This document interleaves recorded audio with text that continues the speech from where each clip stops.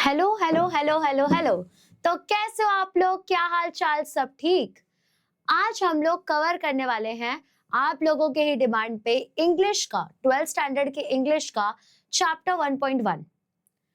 अब कंडीशन एक ही है कि आप लोग पहले जाके ग्रामर का वीडियो देखोगे, क्योंकि जब तक आपका ग्रामर कंप्लीट नहीं हुआ रहेगा आप लोगों को चैप्टर समझने में थोड़ी सी डिफिकल्टी होती रहेगी। And let me tell you, English लगता इजी है और बोर्ड्स में सबसे ज्यादा मार्क्स खाने वाला भी इंग्लिश ही होता है। ये होता है 80 मार्क्स का थियोरी एंड 20 मार्क्स का आपका जो ओरल वगैरह होता है, 20 मिल ही जाता है लोगों को। बट ये 80 मार्क्स जिसने पकड़ बना ली इसके ऊपर, उसके हाथ में बोर्ड्स का परसेंटेज आ जाता है।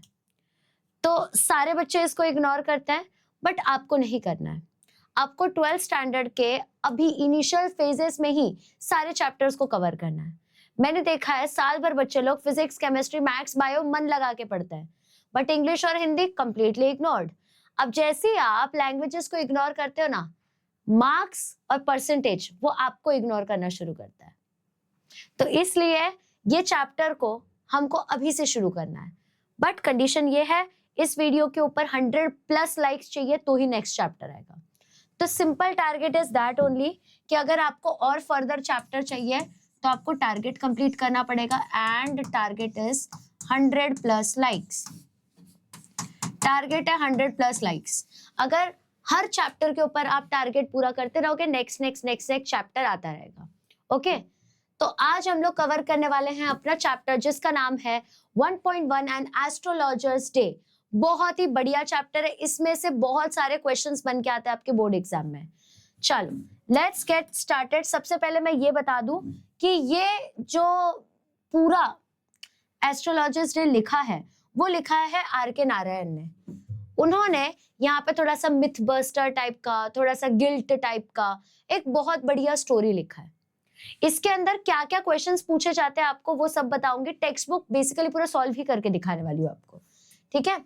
अब सबसे पहले मैं आपको ऑथर के बारे में बताती हूँ। You must be thinking author के बारे में जान के हमें क्या फायदा। बेटा इसके ऊपर क्वेश्चंस बनते हैं, ठीक है, इसके ऊपर क्वेश्चंस बनते हैं तो you should know about the author. अगर आपको ऑथर के बारे में नहीं पता है तो दिक्कत हो जाएगी, क्योंकि इसके ऊपर क्वेश्चंस बनते हैं। ओके मतलब पूछा जाता है कि ये आर के नारायण के जो ऑथर है वो एग्जैक्टली कैसे टाइप के बुक्स लिखते थे, उनका कैसे टाइप का स्टोरी का फॉर्मेशन था, प्रोज का फॉर्मेशन था, तो वो सब लिखने के लिए आपको ऑथर के बारे में पता होना चाहिए। तो उनका फुल नेम था रासीपुरम कृष्ण स्वामी अय्यर नारायण स्वामी। बहुत बड़ा नाम था उनका। फिर से मैं रिपीट कर रही हूँ, रासीपुरम कृष्ण स्वामी अय्यर नारायणा स्वामी, इसलिए उनको आर के नारायण कहा जाता है इजी वे में। उनका जो पूरा लाइफ था दैट वाज अराउंड 1906 से लेके 2001 तक अच्छा खासा जिए हैं। इनको one of the best known English novelist कहा जाता है, इंडियन में वो भी, ठीक है। मतलब फॉरेनर में ऑलरेडी बहुत सारे लोग हैं, स्टिल उन्होंने अपना एक सीट, अपना एक इन्फ्लुएंस दिखाया। उन्होंने 14 नॉवेल्स लिखे हैं।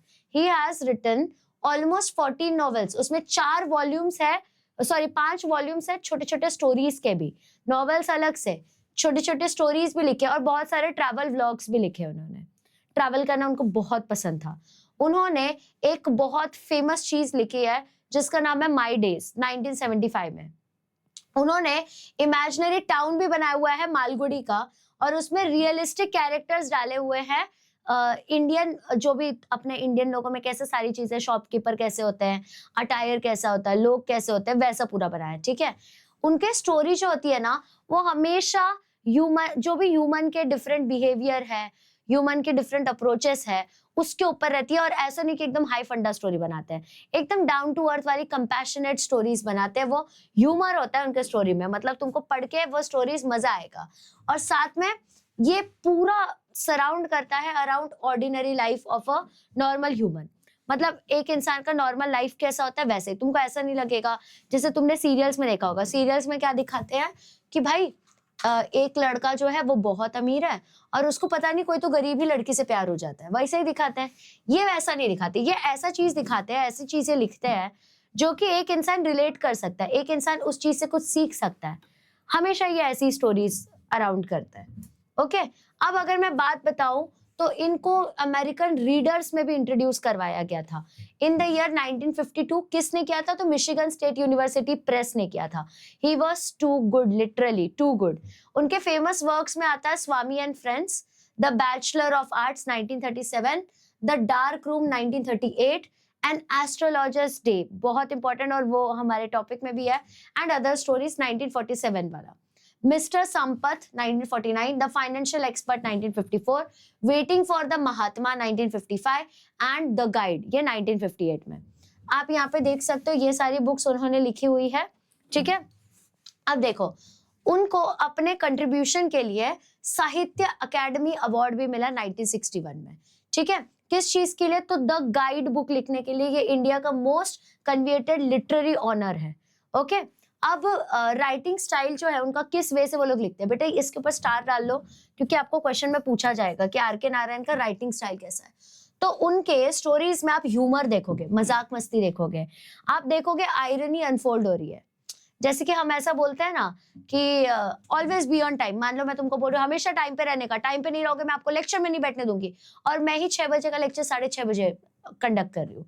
तो आयरनी के ऊपर, मतलब खुद की बात को कॉन्ट्राडिक्ट करने वाले बहुत सारे चीजों के ऊपर उन्होंने स्टोरी लिखा है। साथ में यूनिक इंडियन बिहेवियर को उन्होंने हाईलाइट किया, यूनिक इंडियननेस के ऊपर, चार्मिंग सिंप्लिसिटी के ऊपर, हम कैसे बहुत सिंपल है ये थोड़ा सा कंफ्यूजिंग नेचर दिख के आता है, उसके ऊपर बनाया हुआ है उन्होंने टिपिकली पोर्ट्रे किया है ह्यूमन रिलेशनशिप की पेक्युलरिटीज को, मतलब स्पेशलिटीज को, और साथ ही साथ में उन्होंने इंडियंस के डेली लाइफ के बारे में जो भी हम डिफरेंट आयरनीज करते हैं उस सब के बारे में भी देखा हुआ है। जैसे कि आपने देखा होगा मान लो एक लड़के ने लव मैरिज किया तो उसकी मम्मी उसको वो अपनी मम्मी को बोल रही है मम्मी ऐसा ऐसा हो रहा है, तो उसकी मम्मी बोलेगी तूने अपनी मर्जी से किया ना, तू देख ले।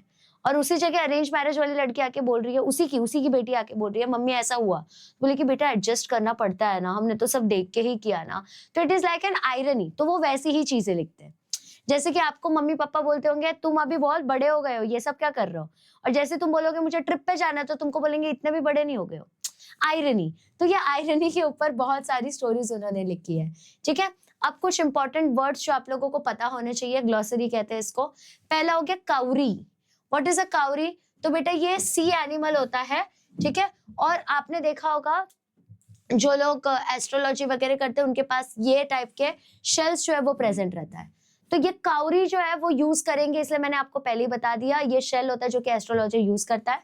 दूसरा होता है ऑब्सक्योर। ऑब्सक्योर मतलब समझ नहीं आ रहा, it is difficult to understand, समझ नहीं आ रहा है। तीसरा होता है मिस्टिक। मिस्टिक मतलब ये सुपरनैचुरल पावर को रिलेट करता है। हम बोलते हैं ना ये तो कुछ मिस्टिक हो गया, मतलब कुछ सुपरनैचुरल चीज हो चुका है और ये चीज समझ नहीं पाओगे, it is not easily understood. दूसरा हो गया पाल्मायरा। पाल्मायरा मतलब एक टाइप का पाम का ट्री, ओके। नेक्स्ट है रेस्प्लिडेंट मतलब ब्राइट, बहुत ज्यादा चमकीला। डैजलिंग मतलब चमचमाता हुआ, और इम्प्रेसिव, ठीक है, जैसे डायमंड का हार हो गया वगैरह, वो कितना ब्राइट दिखता है वैसा।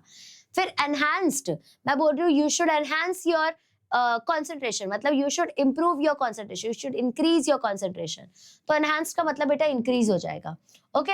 अब मैं आप लोगों को पहले पूरा समरी दे देती हूँ इस पूरे के पूरे चैप्टर का, एन एस्ट्रोलॉजर्स डे का, कि क्या है इस चैप्टर में, फिर आपको एक एक करके सारी चीजें ब्रेक डाउन करके बताऊंगी। तो ये स्टोरी है एक फेक एस्ट्रोलॉजर की, जो कि खुद का ही चालाकी, विट मतलब चालाकी यूज करता है, और चालाकी यूज करके लोगों को एस्ट्रोलॉजी, मतलब देखो मैक्सिमम 98% जो एस्ट्रोलॉजर्स होते हैं फेक ही होते हैं, 2% जेन्युइन होते हैं। जो लोग एक्चुअली पढ़े हुए होते हैं एस्ट्रोलॉजी वगैरह, वो लोग एक्चुअली कुछ कुछ चीजें बिहेवियर प्रेडिक्ट कर पाते हैं, ओके। ये फेक एस्ट्रोलॉजर था, इसने ना पास्ट में कुछ तो कांड किया था।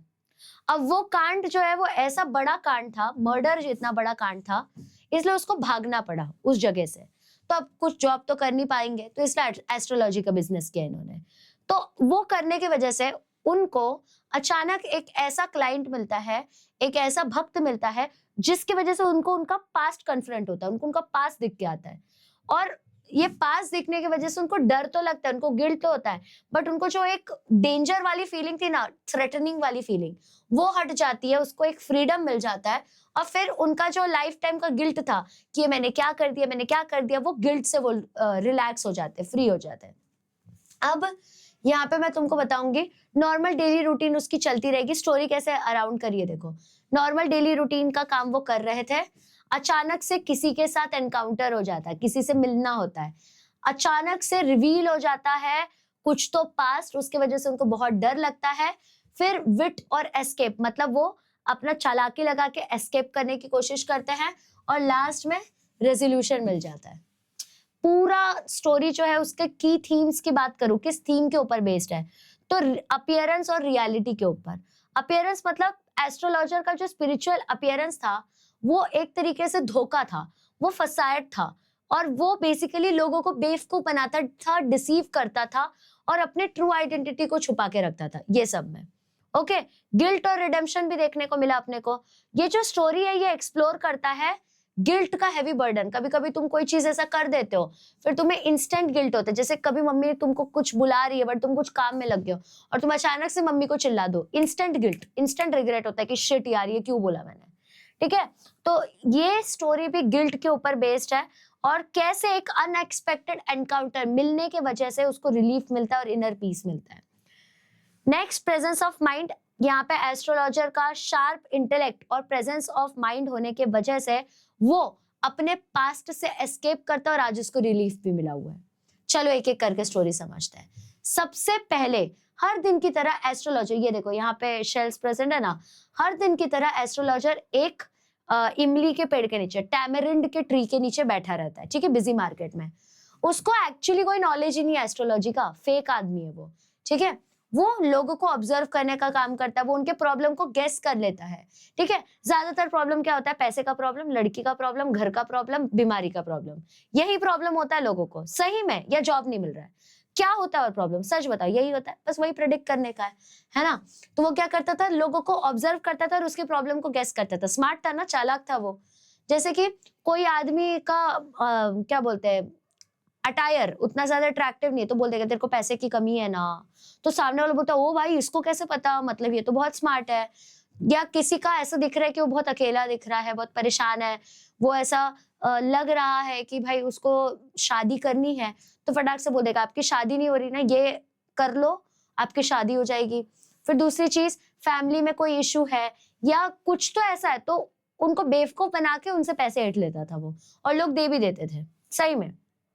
फिर एक दिन क्या होता है, वो अपना सामान ना पैक कर रहा रहता है, अचानक से एक स्ट्रेंजर आता है, उसका नाम था गुरु नायक। वो अप्रोच करता है, धीरे धीरे आगे आता है। वो क्या करता है, एक चेरूट को, मतलब चरस लेता है वो और उसको लाइट करता है, सिगार को लाइट कर देता है वो। ठीक है, और चैलेंज करता है एस्ट्रोलॉजर को। उसको डाउट होता है उस एस्ट्रोलॉजर पे, वो उसको चैलेंज करता है, अच्छा बेटा तुझे सब पता है, तू सब प्रेडिक्ट कर सकता है, चल आज मैं तेरे को टेस्ट करूंगा।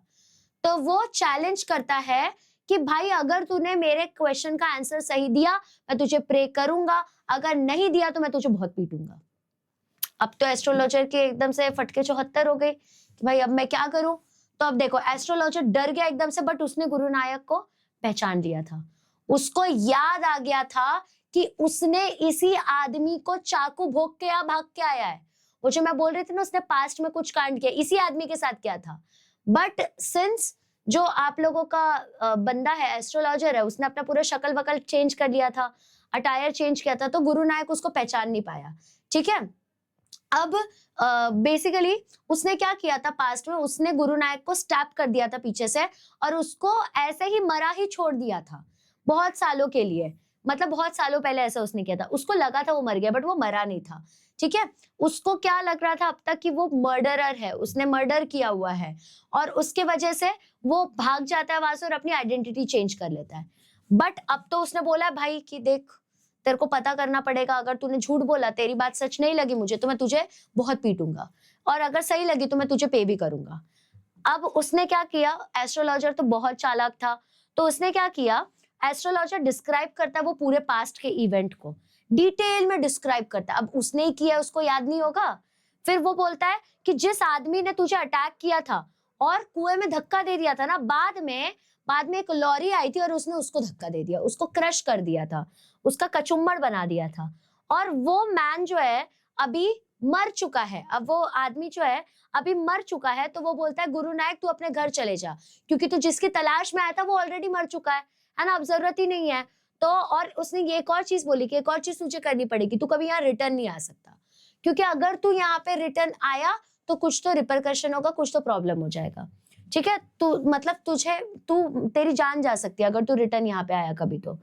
अब उसने ये स्मार्टनेस किया। अब गुरु नायक को भी लगा कि यार इसको कैसे पता है यार कि ऐसे ही किसी ने मुझे धक्का दिया था, चल यार लगता है ये सही प्रेडिक्ट करता है, सच बोल रहा है ये। तुम सोचो ना, तुम्हारे पास्ट में कुछ हुआ है और एक जो एस्ट्रोलॉजर है वो सब प्रेडिक्ट कर रहा है, सब प्रेडिक्ट कर रहा है, तुमको तो लगेगा वो सच बोल रहा है। ऐसे तो ये लोग बेवकूफ बनाते हैं। फिर उसके बाद में वो एकदम सेटिस्फाई हो जाता है एस्ट्रोलॉजर। पहली बात कि मैंने मर्डर नहीं किया, वो उसमें ही खुश हो जाता है। दूसरी बात, उसको पता है कि वो तो अब चला गया, वो आएगा नहीं क्योंकि मैंने उसको डरा दिया है। तो सेटिस्फाइड गुरु नायक जो है उसको लगता है कि हाँ भाई इसने तो सही बताया, वो उसको पे कर देता है और चला भी जाता है वहां से। उस रात को एस्ट्रोलॉजर घर आता है और अपनी वाइफ को सब कुछ बताता है कि उसको ऐसा लगा था उसने मर्डर किया है, ये नहीं वो नहीं। और फिर ये बताने के बाद उसको एक गिल्ट ऐसा फ्री हो गया। मान लो तुमने कुछ गलती की है तो तुम अगर किसी को बता दे तो ना तुम्हारा गिल्ट हट जाता है थोड़ा सा, है ना। फिर उसने क्या रियलाइज किया कि वो मर्डरर नहीं है, वो खुश हो गया उस चीज से। और फिर उसके बाद में पीसफुल हार्ट के साथ वो फाइनली सोने लगा। तो याद रखना, सिंगल एक ही दिन में एस्ट्रोलॉजर जो है वो प्रिटेंस से लेके पेरिल, मतलब अब तक जो वो चीज प्रिटेंड कर रहा था, उसको लग रहा था, अब वो एक सुकून पे पहुंच चुका है, ठीक है। फियर से फ्रीडम तक पहुंच चुका है। आयरनी हो गई। तो याद रखना कि कभी कभी चालाकी जो है वो तुम्हारा लाइफ बचाती भी है, और ट्रूथ जो है तुमको एक सुकून देती है। उसने अपने वाइफ को सब बता दिया तो उसको एक सुकून मिल गया कि हाँ यार ठीक है, जो होगा देखा जाएगा, at least now I am at peace. जो था वो सही था, समझे। अब आगे थोड़ा एस्ट्रोलॉजर के इक्विपमेंट, उसके अपीयरेंस के बारे में बात करते हैं। स्टोरी पूरा हो चुका है बट अब आगे का बिल्डअप देती हूँ। तो देखो एस्ट्रोलॉजर के पास क्या क्या चीजें प्रेजेंट थी उसको इक्विपमेंट कहेंगे, और वो दिखता कैसा था उसको अपीयरेंस कहने वाले हैं। तो देखो, punctually at mid day he opened his bag and spread out his equipment। मतलब दोपहर के टाइम पे वो क्या करता था, अपना बैग ओपन करता था पंक्चुअली, मतलब एकदम सिस्टमैटिक वे में ओपन करता था और अपने सारे इक्विपमेंट्स बाहर निकालता था, अपने सारे सामग्री बाहर निकालता था। इक्विपमेंट में क्या होता था, बहुत सारे काउरी शेल्स मतलब वो जो छोटे शेल्स जो एस्ट्रोलॉजर ऐसे ऐसे करके यूज करते, वो था। एक स्क्वायर क्लॉथ था जिसके ऊपर मिस्टिक चार्ट प्रेजेंट था। आपने देखा होगा यार, ऐसे करके चार्ट प्रेजेंट होता है ना, ऐसे करके यहाँ पे कुछ कुछ लिखा होता है, वैसे चार्ट प्रेजेंट है। साथ में एक नोटबुक निकालता है वो, और बंडल ऑफ पेलमाइरा राइटिंग निकालता है, ठीक है, जिसके अंदर कुछ तो चीजें लिखी हुई है जो कि मिस्टेक है, वो चीज निकालता है। फिर उसका जो फोरहेड है उसके ऊपर वो ऐश लगाता है, वो विभूत लगाता है, सेक्रेट विभूत लगाता है, और वर्मिलियन का माला भी पहन लेता है, ठीक है। उसकी आईज जो है वो हमेशा एक ग्लीम, मतलब एक कॉन्फिडेंस में रहती थी, और वो इस तरीके से क्लाइंट्स को देखता था जैसे सबको लगता था यही भगवान है, ये जो कह रहे हैं ये सब सत्य कह रहे हैं, बाकी सब कुछ गलत है, यही है जो है वैसा, ठीक है। और साथ में उनके सर के ऊपर में भगवा कलर का एक फेटा रहता था हमेशा, और ये कलर स्कीम जो है वो कभी फेल नहीं होता था। पीपल जो है वो ऑब्वियसली बीस की तरह अट्रैक्ट हो जाते थे। आज ही तुमको अगर कोई बोलेगा कि मैं तुम्हारा फ्यूचर प्रेडिक्ट कर सकता हूँ, तो तुम चाहे कितने ही बड़े एथिस्ट क्यों ना हो, तुम जाके उसको पूछोगे। मैंने भी पूछा है, तुम भी पूछोगे, डेफिनेटली पूछोगे। वैसे ही अटायर देख के लोग उसको अट्रैक्ट होते थे और पूछते थे, है ना, और वो अपनी चालाकी से पैसे कमाता था। अब किस सेटिंग में वो लोग बैठे, वो लोग ना टाउन हॉल के पार्क में बैठे हैं, ऐसा, मतलब तुमने देखा होगा ना सब्जी मंडी वगैरह लगती है, थर्सडे फ्राइडे मार्केट लगता है, वैसे हॉल में वो एक क्या बोलते हैं, इमली के पेड़ के नीचे बैठता था, और वहां पे ही सबको सब ज्ञान देता था। वो रिमार्केबल प्लेस था क्योंकि वहां पे बहुत क्राउड आता था, सर्जिंग क्राउड प्रेजेंट था, आजू बाजू इधर उधर घूमता रहता था। बहुत सारे वहां पे तुमको दुकानें देखने को मिलते थे, जैसे कोई मेडिसिन सेल कर रहा है, कोई स्टोलन हार्डवेयर, मतलब जैसे चोर बाजार होता है वो सब चीजें वहां पे दे रहा है, कोई मैजिशियन है वहां पे, मतलब अलग अलग टाइप के लोग वहां पे अपना काम कर रहे हैं, ठीक है। फिर बहुत लोग वो होते हैं ना सस्ते में, थ्रिफ्ट शॉपिंग जो अभी नया आया है, तो वो ऑक्शनर भी वहां पे प्रेजेंट थे जो कि बहुत जोर जोर से बोल रहे थे 150 का कपड़ा ले लो, 50 का कपड़ा ले लो, वैसा। फिर उसके बाद में वहां पे शिंगदाने का जो बेचने वाला बंदा होता है, ग्राउंडनट वेंडर, वो भी वहां पे था, ठीक है। और Bombay ice cream, Delhi almond, Raja's delicacy, ये सारी चीजें वहां पे वो अपना बेचता था, समझा। ग्राउंडनट वेंडर अपने प्रोडक्ट का नाम हर दिन अलग अलग रखता था। किसी दिन बोलता था बॉम्बे आइसक्रीम ले लो, बॉम्बे आइसक्रीम ले लो। किसी दिन बोलता था दिल्ली का बादाम ले लो यार। किसी दिन बोलता था राजा का डेलिकेसी। मतलब नाम बदलता रहता था वो, ठीक है, सो दैट सब आके उससे अट्रैक्ट होते जाए। अब लाइटिंग और एटमॉस्फेयर का बात करूं, इंपॉर्टेंट है, पता रहना चाहिए तुमको। लाइटिंग मतलब किस टाइम पे वो ये सारी चीजें करता था वो बता रही हूँ। एस्ट्रोलॉजर जो है वो नियर बाय मतलब आजू बाजू में जो लोग लाइट लगाते हैं उसके अंडर पड़ता, मतलब उसके अंदर बैठता था, ठीक है। ग्राउंडनट वेंडर के बाजू में, जो ग्राउंडनट बेचने वाला मतलब जो शेंगदाने बेचने वाला दुकान वाला था उसके बाजू में बैठता था। कोई म्युनिसिपल लाइटिंग नहीं था। और हाफ जो चार्म था ना, वो उसका जो भी चार्म दिख रहा था तुम लोगों को, वो इसके वजह से था क्योंकि गैस लाइट्स वहां पे थे ऐसे करते हुए, साथ में फ्लेयर्स मतलब आग वाग वहां पे था, ओल्ड साइकिल के लैम्प्स थे, तो वो और ज्यादा अपीलिंग बन जा रहा था। एस्ट्रोलॉजर जो है वो खुद को लिमिट करता था, खुद को इसी बात का मतलब वो लिमिट कर रहा था क्योंकि उसके पास खुद का लाइट नहीं था, दैट्स इट। उसने क्या किया था, एक बीवेल्डरिंग क्रिस क्रॉस क्रिएट किया था लाइट रेज का, जो कि ऐसे शैडोज की तरह मूव वगैरह भी करते थे। बड़ा स्मार्ट आदमी था, बड़ा स्मार्ट आदमी, मतलब खुद का लाइट भी नहीं लगाया, खुद का खर्चा भी नहीं किया, सिर्फ आमदनी होते गया, मतलब वेरी स्मार्ट। अब इसके बाद में कुछ इंपॉर्टेंट वर्ड्स के ग्लोसरी के बारे में बात करते हूँ, जैसे कि वॉसिफेरियसनेस। अब आप बोलेंगे ये वॉसिफेरियसनेस क्या होता है, मतलब जो बहुत लाउड होता है, जो बहुत चिल्लाता है, आवाज करता है, जो बहुत लाउड या नॉइजी होता है। डैलीड का मतलब होता है जो बहुत अपना टाइम वेस्ट करता है इधर से उधर घूम घूम के। एन्चैंटमेंट का मतलब होता है मैजिकल इफेक्ट होना या चार्म होना। जैसे हम लोग कोई मंत्र को एन्चैंट करते हैं तो उससे हमको लगता है कि कुछ तो हो रहा है, कुछ तो हो रहा है, सुकून मिल रहा है। क्यों? क्योंकि वो ऐसी चीजें हैं जिसकी वजह से हमारे जो ऑडिटरी सेंसेस हैं वो बहुत ज्यादा एक्टिवेट हो जाते हैं, तो हमारा माइंड बहुत काम हो जाता है। फिर अगर मैं बी विल्डरिंग के बारे में बात करूं तो बी विल्डरिंग मतलब कंफ्यूजिंग, बैफलिंग, है ना, कंफ्यूज होना बेसिकली। श्रूड के बारे में बात करूं मतलब ऐसा इंसान जो बहुत चालाक है, जो लोगों को फटाक से जज कर पाता है। आपने देखा होगा आपके फ्रेंड्स ग्रुप में कोई ना कोई होगा जो फटाक से सामने वाले को जज कर लेगा कि ये अच्छा है कि ये बुरा है, और मेरे जैसा आदमी उसको कभी समझेगा ही नहीं कि सामने वाले आदमी कैसा है, ठीक है। अगर मैं चिरूट के बारे में बात करूं, चिरूट इज अ सिगार जो उसने लाइट किया था। और जुटका मतलब हॉर्स ड्राइव करने वाला कार्ट। जुटका का मतलब क्या होता है, ऐसा कार्ट जो कि हॉर्स जो है वो लेके जाता है, ड्राइव करता है, ओके। अब आयरनी क्या था, आयरनी ये था कि जो एस्ट्रोलॉजर है वो रियल एस्ट्रोलॉजर था ही नहीं था, मतलब उसका इंटेंशन था ही नहीं कि वो एस्ट्रोलॉजर बने, बट वो बन गया, गलती से बन गया, मतलब गलती से बन जाता है वो, क्योंकि भाग के आया था यार, उसको कुछ भी नहीं पता था फ्यूचर के बारे में, सिर्फ उसको खुद का फ्यूचर पता था, वो भी मुश्किल से, ठीक है। He was as much as stranger to the stars as well as his innocent customers. जितने उसके इनोसेंट कस्टमर्स को कुछ नहीं पता था फ्यूचर के बारे में, वैसे ही वो भी था, उसको भी कुछ नहीं पता था। उसको पता था क्या कि गुरु नायक आने वाला है, वो कन्फ्रंट होने वाला है, कुछ नहीं पता था उसको, स्ट्रेंजर ही था वो भी। उसका सक्सेस इसलिए था क्योंकि बहुत चालाक था वो लोगों को यूं ऑब्जर्व करता था, स्टडी करना उसका, लोगों को ऑब्जर्व करना, प्रैक्टिस करना, और गेस वर्क बहुत सही था उसका। तो लोगों को लगता था ये एस्ट्रोलॉजर सबसे सही है। उसके पास कोई रियल पावर नहीं था, बट उसका गेस वर्क इतना स्ट्रॉन्ग था, लोगों को बिलीव हो जाता था। Still it was as much as honest man's labor as any other. Still उसको हम लोग क्या कहते थे कि भाई ऑनेस्ट तो है, गेस वर्क करता था, बट लोग उसको ऑनेस्ट मान लेते थे क्योंकि उनको क्या ही पता कि वो उनके इमोशंस के साथ खेल रहा है। अब बैक स्टोरी क्या थी, क्यों उसने अपना गांव छोड़ा था, तो उसने अपना विलेज इसलिए अचानक छोड़ा था, बिना कोई थॉट के, बिना कोई प्लान के, क्योंकि अगर वो वहां पे रहता, अगर वो वहां पे रहता और अपने पूर्वजों का काम करता, तो या तो वो अपने लैंड को खोद ही रहा होता या फार्मिंग ही कर रहा होता। तो वो अपना घर छोड़ के भाग जाता है, और वो तब तक रेस्ट नहीं करता जब तक वो 200 माइल्स दूर ना आ जाए अपने गांव से। तो एक विलेजर के लिए ये डिस्टेंस मतलब होता है जैसे ओशन से वो तैर वैर के आ गया हो, बट वो भाग के आ जाता है वहां से, ठीक है। अब उसके बाद में उसकी टेक्निक क्या थी, किस टेक्निक से वो रीड करता था लोगों का माइंड, तो देख वो क्या करता था, एक वर्किंग एनालिसिस करता था लोगों के ट्रबल्स का। जैसे कि मैरिज, लोगों को ज्यादातर यही प्रॉब्लम होता है, शादी नहीं हो रही है, पैसा नहीं है, या फिर बीवी जो है वो मुझे भाव नहीं दे रही, बॉयफ्रेंड छोड़ के चला गया, गर्लफ्रेंड छोड़ के चले गए, वही प्रॉब्लम होता है, उसी को पकड़ लेता था। और बहुत टाइम से वो ये प्रैक्टिस करते आ रहा था, और अकेला था, इकलौता था वहां पे वो। तो उसकी ये जो प्रैक्टिस है, ये जो परसेप्शन है, ये शार्पन होते गए, उसके स्किल्स जो है वो इम्प्रूव होते गए। वो प्रॉब्लम को 5 ही मिनट में समझने लग गया था।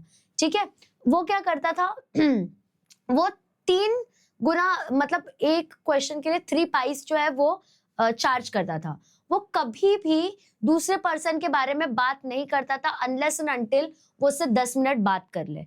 ठीक है, अब देखो 10 मिनट अगर मैं किसी प्रॉब्लम वाले आदमी से, एक डॉक्टर है वो तुमसे 5 मिनट बात करके तुम्हारी बीमारी बता देता है, सोचो। तो अगर मैं तुमसे 10 मिनट बात कर रही हूँ और किसी को कुछ प्रॉब्लम, तो वो क्या बोलेगा, यार आपको पता है क्या गुरुजी, मेरी शादी नहीं हो रही है, मेरे को जॉब नहीं लग रही है, मेरे बाल झड़ रहे हैं, मैं क्या करूं, मेरी शादी कब होगी। तो उसमें ही वो समझ जाता था इसका प्रॉब्लम क्या, और फिर वो ऐसे एक्टिंग करता था जैसे कि उसने ही प्रेडिक्ट कर दिया, कुछ तो क्रेजी ही कर दिया उसने, समझा।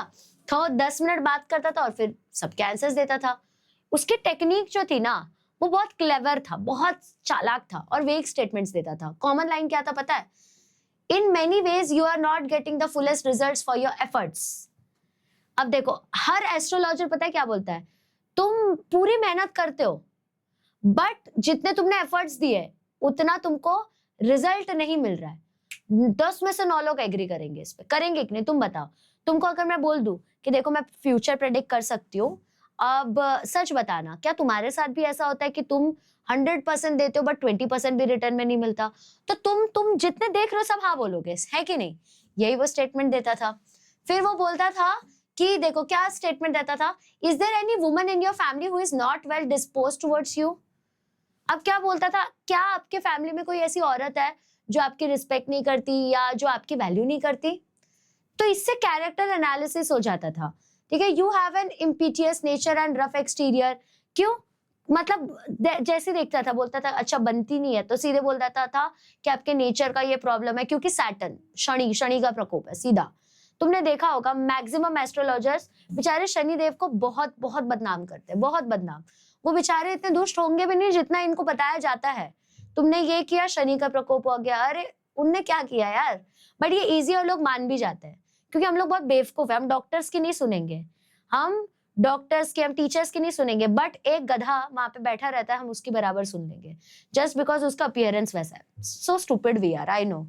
अब इसके वजह से लोगों को लगता है कि यही भगवान है, यही सब कुछ कर रहे थे, इसलिए आज भी तुमने देखा होगा एक डॉक्टर एमडी करने के बाद भी 40 से 50 हजार मुश्किल से कमाता है। यानी कि after 7 to 9 years of study, सिर्फ मेडिकल फील्ड की बात कर रही हूँ, पीछे का ग्रेजुएशन तो अलग, उतना ही कमाता है। और एक ये जो एस्ट्रोलॉजर वगैरह इनके बंगले हो जाते हैं। क्यों, क्योंकि हम बेवकूफ है, हमको सच्चाई थोड़ी देखनी है, हमको तो शॉर्टकट चाहिए होता है। वैसा ही है, ठीक है। तो बेवकूफ ऐसी वो भी बना देता था उसको। अब कुछ और इंपॉर्टेंट वर्ड्स, जैसे कि इम्पीटियस का मतलब होता है इम्पल्सिव, जो बहुत क्विक डिसीजन लेता है, जो बहुत हड़फड़ी में करता है। अपन लोग क्या बहुत जल्दी जल्दी बहुत चीजें उगल देते लोगों के सामने, इम्पल्सिव। एंडियर्ड का मतलब जानबूझ के ऐसी चीजें बोलना, जैसे तुम बहुत अच्छे हो, तुम सब लोगों के लिए अच्छा सोचते हो, बट तुम्हारा कोई अच्छा नहीं सोचता। तुम बोलोगे हाँ भाई मैं ही सबसे अच्छा, तुम सबके दोस्त बनने की कोशिश करते हो बट तुम्हारा कोई दोस्त नहीं बनता। तुम लोग हाँ भाई एकदम सही है, इससे तुमको वो बंदा सही लगेगा, समझा। ऐसा लगेगा यही सच बोल रहा है। तुम्हें पता है असली दोस्त वो कभी नहीं होगा जो तुम लोगों को हर बार यही बोले भाई तू जो कर रहा है वो सही है। असली दोस्त वही होता है कि तुम्हारी गलती में भी तुमको टोके कि भाई तू ये करेगा ना तो तू गिरेगा। वो असली दोस्त होता है। बट अपने को असली दोस्त अच्छे नहीं लगते, हमको लगता है वो तो बेकार है, वो तो हमारा बुरा सोच रहे, बट ऐसा नहीं होता, ठीक है। उसके बाद में नेक्स्ट यहाँ पे वर्ड यूज हुआ है पैराफर्नेलिया। पैराफर्नेलिया का मतलब होता है a large number of small articles used in an activity. मतलब बहुत सारे आर्टिकल्स एक छोटे एक्टिविटी के लिए यूज कर लिया। जैसे मैंने शेल्स भी यूज कर लिया, चार्ट भी यूज कर लिया, डंडा भी यूज कर लिया, फेदर भी यूज कर लिया, सब यूज कर लिया। फिर नेक्स्ट वर्ड है पाइक्ड। पाइक्ड मतलब इरिटेट हो चुका है, वो बहुत ज्यादा अनॉय हो चुका है, बहुत गुस्सा आ रहा है उसको। डिस्गॉर्ज का मतलब होता है ईल्ड करना। तुम लोगों ने अगर गेम ऑफ थ्रोन्स देखा तो वो लोग क्या बोलते हैं, आई यील्ड, मतलब मैं सरेंडर कर रहा हूं, प्रेशर के वजह से सरेंडर, ठीक है। नेक्स्ट होता है इनकैंटेशंस। अब इनकैंटेशंस मतलब मैजिकल वर्ड। एक ना नेटफ्लिक्स पे डॉक्यूमेंट्री है इनकैंटेशन, डॉक्यूमेंट्री नहीं है मूवी है। भाई अगर तुम लोगों को रात को सुसु जाने के लिए खुद को डराना है, या पानी पीने से पहले भी डर लगे, या फिर तुमको इंस्टेंट लगे कि अब तो हनुमान चालीसा चालू ही करना पड़ेगा, वो मूवी देखना। माँ कसम इतना डरावना मूवी है वो, ओहो। मतलब क्रेजी, तब तुमको समझेगा क्यों उसको बोला गया है मैजिकल वर्ड्स वगैरह, ठीक है। अब नेक्स्ट होता है हैगलिंग। हैगलिंग मतलब बार्गेन करना, मस्त वर्ड बताया मैंने तुम लोगों को, चटपटा वर्ड। अब स्ट्रेंजर आ गया, स्ट्रेंजर अपीयर हुआ, गुरु नायक आया। तो जो ग्राउंडनट वेंडर था ना, वो अपना फ्लेयर मतलब जो उसका आग था उसको बंद कर देता है और घर चला जाता है। मतलब एस्ट्रोलॉजर का भी वो सिग्नल है कि अब उसको घर जाने, क्योंकि खुद का तो लाइट था नहीं उसके पास, ठीक है। तो अब वो ऑलमोस्ट डार्कनेस में, क्योंकि लाइट तो चली गई थी, तो फिर सिर्फ और सिर्फ एक ग्रीन लाइट का छोटा सा वो दिख रहा था। तो जब वो बैक पैक कर रहा था ना, ग्रीन लाइट अचानक से ब्लोट हो गया, मतलब क्योंकि कोई आ रहा था धीरे धीरे उसके पास। ये दिख रहा है आप लोगों को? ऐसा दिख, कोई आता है तो अपने को दिखता है ना। फिर वो ऊपर देखता है, तब उसको मान लो यहाँ पे लाइट का सोर्स है, लाइट के सोर्स के ऊपर में मैंने हाथ रख दिया तो लाइट का सोर्स कम हो जाएगा। तो जब वो पैक कर रहा था ना, तो कोई तो खड़ा होता है लाइट के सोर्स पे, तो वो देखता है, ऐसे ऊपर देखता है, तो उसको दिखता है कि एक आदमी उसके आंखों के सामने खड़ा है। तो एस्ट्रोलॉजर उसको बोलता है, you look so careworn, it will do you so good to sit and chat with me. Astrologer उसको बोलता है कि तू बहुत परेशान लग रहा है, बेचारा लालची कहीं का। वो उसको बोलता है तू बहुत परेशान, बेटा बहुत परेशान लग रहे हो, आप यहाँ बैठो और मुझसे बात करो, आपको एकदम ठीक लगेगा। इसको खुद को नहीं पता है कि इसके खुद की लगी पड़ी है, इसकी खुद की लंका लगी पड़ी है, बट ये दूसरों को सुकून देने जा रहा है, ठीक है। अब आगे देखो, अब चैलेंज शुरू होता है। स्ट्रेंजर जो है ना, वो क्या करता है, अपना पाम को, अपने जो हाथ है उसको आगे रखता है और बोलता है, you call yourself an astrologer, तुम खुद को क्या बोलते हो, एस्ट्रोलॉजर। तो एस्ट्रोलॉजर को चैलेंज एकदम दिखने लगता है, तो बोलता है योर्स इज अ नेचर, मतलब तुम्हारा नेचर ऐसा है। तो फिर स्ट्रेंजर उसको इंटरप्ट करता है, बोलता है ये चुप, बहुत हो गया ये, मुझे कुछ ऐसा बता, कुछ ऐसा बता जो सच हो, मैं रुकने के लिए वर्थ इट हो। तो एस्ट्रोलॉजर जो है वो बोलता है, देख मैं हर क्वेश्चन के लिए 3 पाइस जो है वो मतलब चार्ज करता हूँ, और जो मतलब देख अभी मेरे को लग नहीं रहा है कि तू मुझे पैसे दे पाएगा। तो स्ट्रेंजर जो है ना, वो अपना अन्ना निकालता है और उसके सामने रखता है और बोलता है कि अगर मुझे पता चला, अगर मैंने प्रूफ कर दिया कि तू झूठ बोलता है, तू ब्लफ करता है, तो तुझे तुझे जो है ये सारी चीजें मैं अच्छे से तेरा मजा चखाऊंगा, तुझे बहुत पीटूंगा, ठीक है। तेरे को इसका हिसाब किताब देना पड़ेगा। अपन ऐसे बोलते हैं ना, रुक आज तेरा हिसाब किताब निकालता हूँ, तो वो वैसे ही कुछ तो बोलता है। अब देखो बेट लग चुका है, एस्ट्रोलॉजर को अब तक पता नहीं है, तो उसने क्या बोला, if you find my answer satisfactory will you give me 5 rupees. वो उसको बोलते देख अगर आंसर सेटिस्फैक्ट्री है तो तू मुझे 5 रुपए देगा, आना आना आना, 1 आना 2 आना वैसा होता है। तो स्ट्रेंजर बोलता है नहीं मैं नहीं दूंगा। तो एस्ट्रोलॉजर बोलता है और विल यू गिव मी 8 आना, 8 आना दोगे आप मुझे। तो स्ट्रेंजर एग्री करता है, 5 रुपए बहुत ज्यादा होता है बाय द वे, 100 आने का 1 रुपए होता है, 100 आने का 1 रुपया होता है। तो वो बोलता है मैं उतना नहीं दूंगा, मैं तेरे को 8 आना दूंगा। तो स्ट्रेंजर एग्री करता है, बोलता है ठीक है, बट तुझे तुझे कम से कम देख, तुझे याद रखना है, all right provided you give me twice as much if you are wrong. But अगर अगर अगर अगर तू कुछ गलत है, तूने कुछ गलती की, तो तुझे मुझे इससे डबल पे करना पड़ेगा, 16 आना पे करना पड़ेगा, मैं देखो पीटूंगा भी, ठीक है। फिर बाद में पैक्ट जो बेट है वो लग जाती है, एक्सेप्ट करते हैं बेट। अब उसके बाद में एस्ट्रोलॉजर जो है वो ट्राई कर रहा है बैकआउट करने का, उसको डर लग रहा है। स्ट्रेंजर जो है वो बैठ जाता है और वो अपना चरस निकालता है, ठीक है। एस्ट्रोलॉजर जो है वो उसका फेस एक बार देखता है, वो मैच लाइट मतलब जब वो माचिस जलाता है तो उसमें लाइट जलती है ना, तो उसका फेस उसमें विजिबल होता है। इमेजिन करो पूरा डार्क है, उसने माचिस जलाया तो उसका फेस लाइट अप हो गया वहां पे, ओके। अब एस्ट्रोलॉजर बहुत अनकंफर्टेबल हो जाता है कि यार ये कैसा क्लाइंट है कि ये तो चरस फूक रहा है मेरे सामने। तो फिर ना वो क्या करता है, वो अपना अना जो है वो रिटर्न करने की बात करता है। वो बोलता है I am not used to such challenges, it is late for me today. वो क्या बोलता है कि देख मैं ना ये सब चैलेंजेस करता नहीं हूँ, मैं बहुत जेन्युइन आदमी हूँ और मेरे को लेट भी हो रहा है, तो मुझे जाने दे। तो स्ट्रेंजर जो है अपना रिस्ट को मतलब क्या करता है, उसके रिस्ट को, उसके ये कलाई को जोर से पकड़ता है और बोलता है देख भाई तू अब नहीं जा सकता, तुझे you dragged me in while I was passing, तूने ही मुझे पकड़ा, तू मैं जब जा रहा था तूने मुझे क्यों पकड़ा, अब तू नहीं जा सकता यहाँ से, तुझे मेरा आंसर देना पड़ेगा। एस्ट्रोलॉजर का वॉइस जो है ऐसे डर में आ जाता है, वो बोलता है देखो आज मुझे छोड़ दो, मैं तुमसे कल बात करूंगा। स्ट्रेंजर बोलता है नहीं, चैलेंज होता है और अभी तुझे करना ही पड़ेगा, चैलेंज इज चैलेंज। अब रीडिंग शुरू होती है, मतलब एस्ट्रोलॉजी शुरू करेगा वो। एस्ट्रोलॉजर अपना थ्रोट को ऐसे करता है बोलता है देयर इज अ वुमन, हर बार ऐसे ही बोलता है। स्ट्रेंजर उसको रोकता है और बोलता है आई डोंट वांट दिस, मेरे को ये फालतू चीजें मत बता, तू मुझे ये बता, shall I succeed in my present search और नॉट। उसने बोला मैं कुछ तो ढूंढ रहा हूँ, क्या मैं उसमें सक्सीड होऊंगा? तो वो थ्रेटन करता है उसको, बोलता है देख, अगर अगर तूने मुझे नहीं बताया तब तो मैं आज तेरे को पीटने वाला और तेरे सारे जितना तूने कमाया सब ले लूंगा। मुझे सच बता, जो चीज मैं ढूंढने निकला हूँ क्या वो चीज मैं ढूंढ पाऊंगा? तो एस्ट्रोलॉजर जो है वो उसको एक और कंडीशन बोलता है क्या आप मुझे रुपीस दोगे? मतलब जितना पैसा मैं मांगूंगा आप दोगे अगर आप कन्विंस हो जाओगे? तो फिर थोड़ा सा हैगल करके स्ट्रेंजर बोलता है ठीक है, कर लूंगा मैं, क्योंकि उसको पूरा बिलीव था वो झूठ बोल रहा है। एस्ट्रोलॉजर बोलता है उसको, वो उसको पहचान लेता है कि यार ये तो गुरु नायक है। वो बोलता है तुझे ना मरा हुआ छोड़ दिया गया था। स्ट्रेंजर फिर ऐसा शॉक हो जाता है कि एक मिनट, ठीक है और बताओ। तो एस्ट्रोलॉजर बोलता है एक नाइफ तुम्हारे शरीर से पास हो चुका है। स्ट्रेंजर जो है उसका वो मतलब ऐसे ऐसे छुपाने की कोशिश कर रहा है अपने चेस्ट को जहाँ पे स्कार था।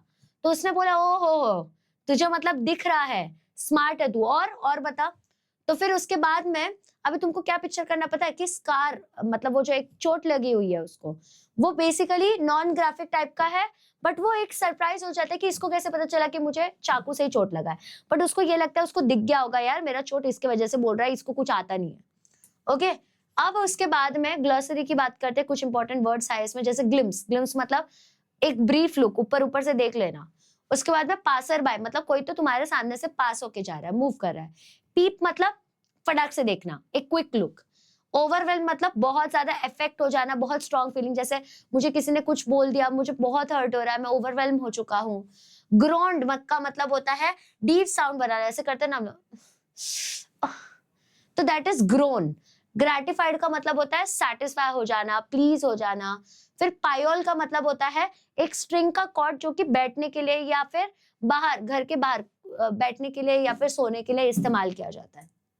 ओके, अब फुल स्टोरी बाहर आती है। एस्ट्रोलॉजर बोलता है then you were pushed into a well nearby in the field, you were left for dead. उसने बोला कि देख तेरे को चाकू लगा था, तेरे को मरने के लिए छोड़ दिया गया था और तेरे को वॉल के अंदर भी डाल दिया, मतलब तेरे को एक कुएं के अंदर भी डाल दिया था। स्ट्रेंजर एकदम ओवरवेल्म हो जाता है, उसके इमोशन सारे आ जाते हैं। तो उसने बोला I should have been dead if some passer by had not chance to peep into the wall. उसने बोला आपको पता है मैं मर जाता अगर कोई आके मुझे देखता नहीं, अगर कोई आके मुझे वहां पे उस वेल के अंदर, उस कुएं के अंदर अगर पीप नहीं करता ना तो आज तो मैं मर जाता। तो स्ट्रेंजर जो है वो अपने फिस्ट को ऐसे क्लेंच करता है, मतलब ऐसे गुस्से में अपन करते हैं ना वैसा करता है। फिर उसने बोला कि क्या करूं मैं, कैसे जाऊं उसके पास, when shall I get at him? तो एस्ट्रोलॉजर बोलता है इन द नेक्स्ट वर्ल्ड, अगले जन्म में, क्योंकि वो तो 4 मंथ पहले ही मर चुका है इस टाउन से बहुत दूर और तुम उसको कभी नहीं देखोगे। और स्ट्रेंजर जो है उसको बहुत ऐसे इरिटेट होता है कि शी यार क्यों मुझे मारना था उसको, क्योंकि उसने मुझे मरने के लिए छोड़ दिया था। एस्ट्रोलॉजर फिर कंटिन्यू करता है और बोलता है गुरु नायक। अब स्ट्रेंजर की और ऐसे गूज़बम्स आ जाते, क्या यू नो माय नेम, आपको मेरा नाम पता है? कैसे पता है आपको मेरा नाम? तो एस्ट्रोलॉजर बोलता है जैसे मुझे बाकी सारी चीजें पता है गुरु नायक, आप ध्यान से सुनो। वो उसको बोलता है तुम्हारा विलेज जो है यहाँ पे 2 दिन के जर्नी पे जब तुम नॉर्थ चलते जाओगे। तो उसने बोला नेक्स्ट ट्रेन लो और चले जाओ। तो वो बोलता है कि क्यों क्यों जाऊं मैं? तो बोलता है कि भाई अगर तुम वापस साउथ आए, वापस यहाँ आए तो तुम्हारे लाइफ को डेंजर है, तुम्हारी जान जा सकती है। तो फिर वो क्या करता है उसको थोड़ा सा सेक्रेड ऐश यानी कि राख दे देता है और बोलता है अपने माथे पे इसको रगड़ लो और घर जाओ, कुछ नहीं होगा फिर तुमको। अब भाई तुम बताओ, कोई तुम्हारा कोई स्ट्रेंजर आदमी तुम्हारा पास्ट बता रहा है, तुम्हारा नाम प्रेडिक्ट कर रहा है बिना तुम्हारा नाम बताए, तो तुमको तो उसके बाद पे मतलब विश्वास हो ही जाएगा। तो फिर उसने बोला कि कभी भी इस जगह आना मत, एंड याद रखना अगर तुम लोगों को तुमको 100 साल जीना है तो इस साइड कभी मत आना, नहीं तो तुम्हारे जान पे खतरा है। ठीक है, अब वो भी थोड़ा उसके बात पे एग्री करने लगता है। गुरु नायक बोलता है why should I leave home again, I was only going away now and then to look for him and to choke out his life if I meet him. तो बोलता है कि यार सही बात है, मतलब मैं क्यों घर छोड़ू फिर से, पहले मतलब मुझे मुश्किल से ये जिंदगी मिली है, क्यों करूं मैं ये, तो फिर जाने दे, छोड़ देता हूं मैं। फिर वो रिग्रेटफुली अपना माथा ऐसे हिलाता है और वो बोलता है कि शी यार वो मेरे चंगुल से हट गया, एटलीस्ट आई रियली होप कि वो ऐसा मरा हो जैसा वो डिजर्व करता है। तो एस्ट्रोलॉजर बोलता है कि हाँ वो लिटरली एक लॉरी जो होती है ना उसके अंडर क्रश हो गया था, उसका चकनाचूर हो चुका था। तो गुरु नायक जो है वो बहुत खुश हो जाता है कि अच्छा सच्ची ऐसा हुआ? तो उसने बोला हाँ भाई ऐसा ही हुआ। फिर स्ट्रेंजर जो है वो धीरे धीरे जाने लगता है। तो पार्क जो है वो डिजर्ट हो जाता है। एस्ट्रोलॉजर अपना डिजर्ट मतलब सब लोग जा चुके हैं वहां से। एस्ट्रोलॉजर भी अपना बैग पैक करने लगता है। फिर वो जो ग्रीन शाफ्ट लाइट की थी वो भी चली जाती है और पूरा मार्केट जो है वो डार्क हो जाता है और साइलेंट हो जाता है। ठीक है, स्ट्रेंजर जो गुरु नायक था वो उसी दिन उसी रात चला जाता है एक्चुअली, क्योंकि उसको डरा देता है वो। और जाने के पहले वो एस्ट्रोलॉजर को बहुत सारे पैसे देता है। अब ऐसा पिक्चर करो कि अब पूरा सीन डार्क हो चुका है। ठीक है, ये ऐसा पिक्चर करना जरूरी है आंसर लिखने के लिए। अब एस्ट्रोलॉजर घर आता है, ऑलमोस्ट रात हो चुकी थी जब वो घर पहुंचता है। उसकी वाइफ जो है वो वेट कर रही होती है डोर पे उसका, और वो एक्सप्लेनेशन डिमांड करती है कि आप लेट क्यों आए। वाइफ बोलती है ना, इतना टाइम हो गया, इतना लेट क्यों आए, क्या हो गया था, कुछ दिक्कत है क्या, आपने मुझे इन्फॉर्म क्यों नहीं किया। ठीक है, फिर उसने ना अपने कॉइन्स दिखाए उसको और उसने बोला काउंट करो। तो एक आदमी ने मुझे ये सारे कॉइन्स दे दिए। तो वो काउंट करती है और वो देखती है 12.5 आना है उसके पास। वो बहुत खुश हो जाती है। वो बोलती है अब मैं फाइनली कुछ गुड़ खरीद पाऊंगी, मैं नारियल खरीद पाऊंगी, मैं स्वीट्स खरीद पाऊंगी बच्चों के लिए। बहुत खुश हो जाती है। 12 आना में बहुत मिलता था तभी। फिर एस्ट्रोलॉजर कंप्लेन करता है उसको और बोलता है कि वो जो सुअर था, ऐसे बोलते हैं ना, swine, that swine has cheated me, he promised me a rupee। एक तो उसका सब पैसा ले लेता है, उसको झूठ बोल देता है और बोलता है उस सुअर ने मेरे को चीट किया। स्वाइन, मेरे को ऐसा नहीं बोलना चाहिए था, बट इसमें लिखा है, इसमें ट्रांसलेट करके बता रही हूँ। ठीक है, उसने मुझे 1 रुपये की बात की थी बट उसने मुझे 12.5 ही आना दिया। फिर उसकी वाइफ उसका मूड नोटिस करती है और बोलती है क्या हो गया, कोई दिक्कत है क्या, बहुत वरीड लग रहे हो आप। तो बोलता है कुछ नहीं यार। अभी उसने अपनी वाइफ को पैसा दिखाया तो देख उसने क्या एग्री किया था, जो गुरु नायक था उसने क्या एग्री किया था, मैं रुपी दूंगा आपको, 1 रुपी दूंगा। और जब उसको पता चलता है कि वो तो सिर्फ 12.5 आना देता है तो उसको बहुत गुस्सा आता है। तो फिर वो बोलता है नहीं कुछ नहीं हुआ मुझे। फिर उसके बाद में ना ऐसे लगता है उसकी वाइफ को कि ये कुछ तो मुझसे छुपा रहा है। नाउ वाइफ बिंग वाइफ, वो डिनर के बाद में उसके पायोल पे मतलब चारपाई के यहाँ बैठती है और फिर उसके बाद में वो उसको सब कुछ बताता है, कैसे उसने मर्डर किया था, भाग गया था, ये वो। उसने बोला कि तुमको पता है कि आज मेरे सर पे से एक बहुत बड़ा बोझ हट चुका है। तो फिर उसके बाद में उसने बोला पता है मुझे ऐसा लगता था, इतने सालों तक मुझे लगता था कि मैंने किसी का खून किया है, किसी का खून मेरे हाथों पे लगा हुआ है, वैसे बोलते हैं ना। तो उसने बोला that was the reason why I ran away from home and settled here and married you. उसने बोला वही रीजन था कि मैं अपना घर बार सब छोड़ के भाग के इधर आ गया था और तब हमने शादी वादी की। तो उसने बोला मैं आज बहुत खुश हूँ क्योंकि वो इंसान जिंदा है, at least I am not a murderer. Okay, फिर वाइफ बोलती है क्या तुमने उसको मारने की कोशिश की। तो एस्ट्रोलॉजर बोलता है यस, हमारे विलेज में जब मैं हमारे गांव में जब मैं एक यंगस्टर था, मुझे कुछ दुनिया की खबर नहीं थी, उस टाइम मैंने ये किया था। मैंने बहुत ज्यादा दारू पी लिया था, मैंने जुआ वगैरह खेला था, झगड़ा हो गया, इतना झगड़ा हो गया कि मैंने ये सब कर दिया। फिर उसके बाद में वो मतलब बोलता है कि अब एक बात बताओ, ज्यादा सोचो मत इसको, चलो अब हम सो जाते हैं। तो फिर वो यॉन करता है, खुद को स्ट्रेच करता है और फिर स्टोरी एंड हो जाती है यहाँ पे। अब बाकी चीजें जो इंपॉर्टेंट चीजें वो बताती हूँ, कैसे कनेक्ट होगा डॉट्स वो बता रही हूँ। हाँ, जैसे जो स्ट्रेंजर है गुरु नायक, ये वही आदमी था जिसको एस्ट्रोलॉजर ने अटैक किया हुआ था। एस्ट्रोलॉजर उसको रिकॉग्नाइज नहीं कर पाया फर्स्ट टाइम में डार्कनेस में, बट एस्ट्रोलॉजर जो है उसका प्रेडिक्शन जो है वो उसके मेमोरी के थ्रू दे रहा था, कोई मैजिक नहीं था, बाद में उसको पहचान लेता है।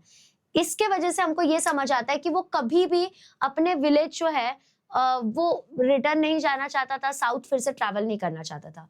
और सबसे बिगेस्ट आयरनी पता है क्या है, जो फॉर्च्यून टेलर था ना वो एक्चुअली खुद का ही पास्ट रीड कर रहा था, समझे। वो स्ट्रेंजर का फ्यूचर रीड नहीं कर रहा, तो खुद का ही पास्ट रीड करे जा रहा था। ओके, तो स्ट्रेंजर को तो लग रहा था भाई ये कितना स्मार्ट है, इसको तो सब आता है, बट ऐसा कुछ था नहीं। अब कैरेक्टर स्केच की बात करूं तो एस्ट्रोलॉजर की बात करती हूँ। कैरेक्टर स्केच एक इंपॉर्टेंट क्वेश्चन आता है आप लोगों के एग्जाम में, पानी पीने दो, एक्सप्लेन करती हूँ। I try to make it छोटा छोटा वीडियोस ही ओनली, मतलब मैं पूरा आपको इंग्लिश करा दूंगी, बट मुझे 100 लाइक्स प्लस चाहिए तो ही मुझे एक मोटिवेशन फील होगा, बिकॉज बायो भी ये भी it's very overwhelming for me.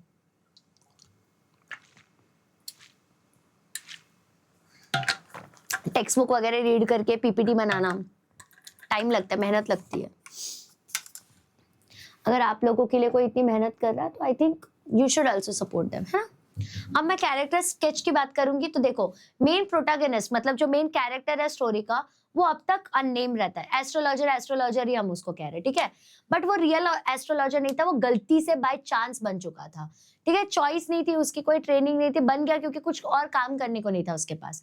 वो बहुत चालाक था, वो बहुत गेस वर्क में स्मार्ट था, और भाई वो ह्यूमन नेचर को फटाक से जज कर लेता था। वो गेस वर्क को यूज करता था, ऑब्जर्वेशन यूज करता था, पेशेंस रखता था, और सामने वाले को 10 मिनट सुनता था मिनिमम। उससे वो सब प्रिडिक्ट कर लेता था इसको क्या दिक्कत परेशानी है। साथ में उसके अंदर एक हिडन गिल्ट था, उसको हमेशा लगता था कि यार उसने ना किसी को तो मार दिया है, उसको एक गिल्ट हमेशा था। और अपीयरेंस जो था ना उसका, कि वो कैसा दिखना चाहिए, वो बहुत केयरफुली क्राफ्ट किया गया था, प्लान किया गया था। जैसे कि सेक्रेड ऐश, मतलब सर पे विभूत लगाता था वो, सर के ऊपर फेडा बांधता था, उसकी आईज एकदम शार्प थी। उसके बाद में बेसिकली सारे क्लाइंट्स इंप्रेस हो जाते थे। अब तुम सोचो ना, उसे फुल रुद्राक्ष की माला पहनी हुई है, कुछ ऐसा सा दिख रहा है, तो ऑब्वियसली यू विल फील कि ये जो बोल रहा है भाई वो सब सही बोल रहा है। इमेजिन करो एक एस्ट्रोलॉजर, उसने मस्त ऐसा लिनन शर्ट और पैंट पहना, तुम उसकी नहीं सुनोगे ऑब्वियसली। अटायर भी इंपॉर्टेंट होता है, तो बहुत स्मार्ट था ये अटायर करने के लिए। और लास्ट में उसको बहुत सुकून मिलता है कि यार मुझे अब तक लग रहा था कि आई एम अ मर्डरर, मैंने मर्डर किया है, but I did not do that, तो उसको एक सुकून भी मिल जाता है। ओके, अब मैं कैरेक्टर स्केच की बात करूं गुरु नायक की, तो ये स्ट्रेंजर या तो क्लाइंट के बारे में बात चल रही है, जो कि ये एक ऐसा स्ट्रेंजर था जो गुरु नायक को, मतलब सॉरी एस्ट्रोलॉजर को चैलेंज करता है, ठीक है। अब ये जो था ना, ये थोड़ा सा बिटर था, बहुत ज्यादा गुस्से में था, रिवेंज चाहिए था उसको, क्योंकि वो उस इंसान को सालों से ढूंढ रहा था जो उसको मारने की कोशिश किया। अब वो बहुत एग्रेसिव था, बहुत डिमांडिंग था, क्योंकि उसको ऐसा चिढ़ आया हुआ था और कब से ढूंढ रहा था वो। जब हमें कोई चीज काफी टाइम से नहीं मिल रही होती तो हमें बहुत गुस्सा आता है ना, वैसे ही उसका हाल था वहां पे। उसके ऊपर एक नाइफ का वाउंड का एक फिजिकल स्कार था, और वो चीज मतलब शो भी करता था कि कुछ तो पास्ट में उसके साथ हुआ है।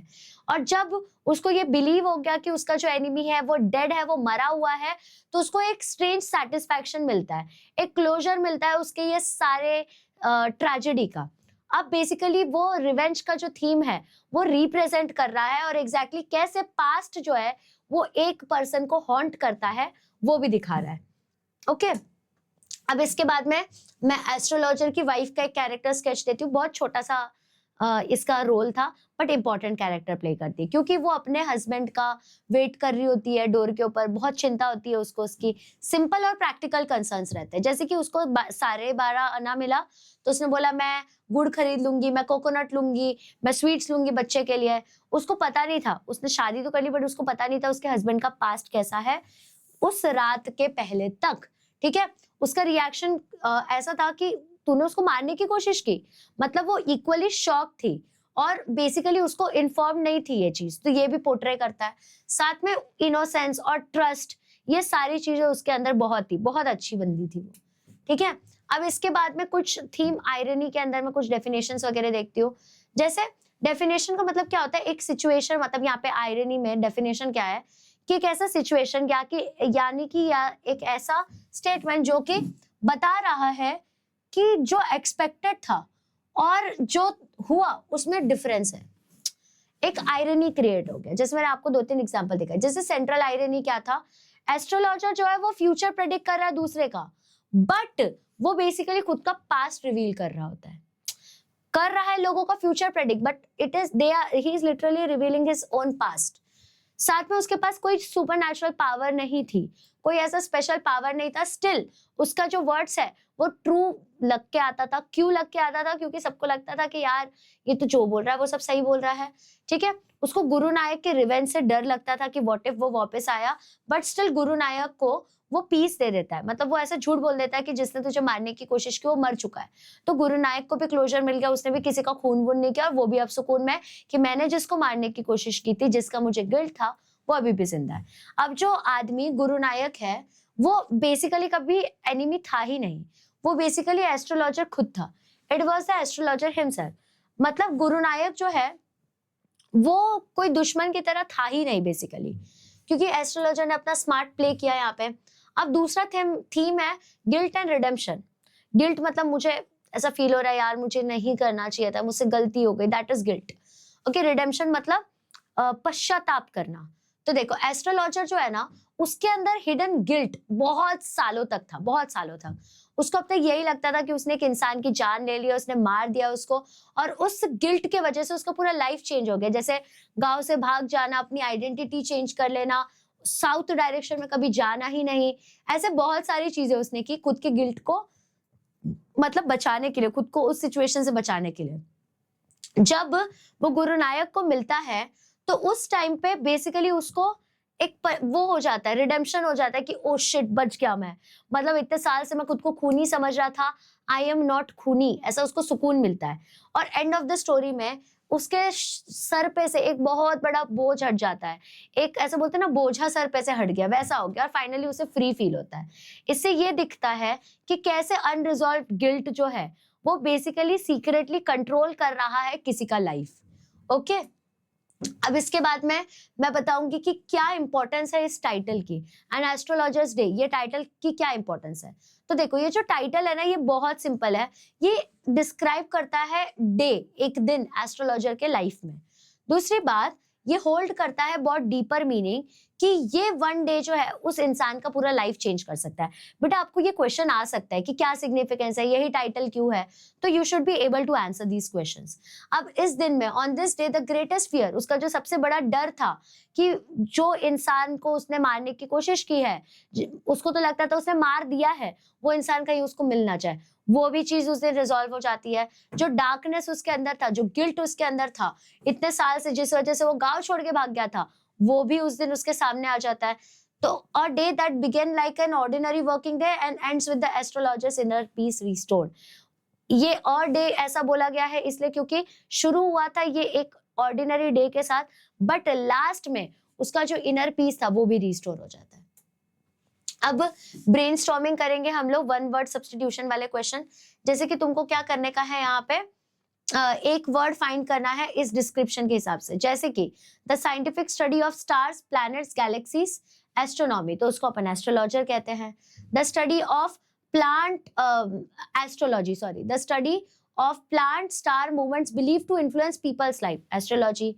अ prediction of what will happen in the future, है ना, ये प्रेडिक्शन हो गया कि क्या एग्जैक्टली होने वाला है। Scientific study of mental state, processes and behaviour, जो साइंटिफिक स्टडी उसको साइकोलॉजी कह लेंगे, साइंटिफिक चीज आ गई उसके अंदर में।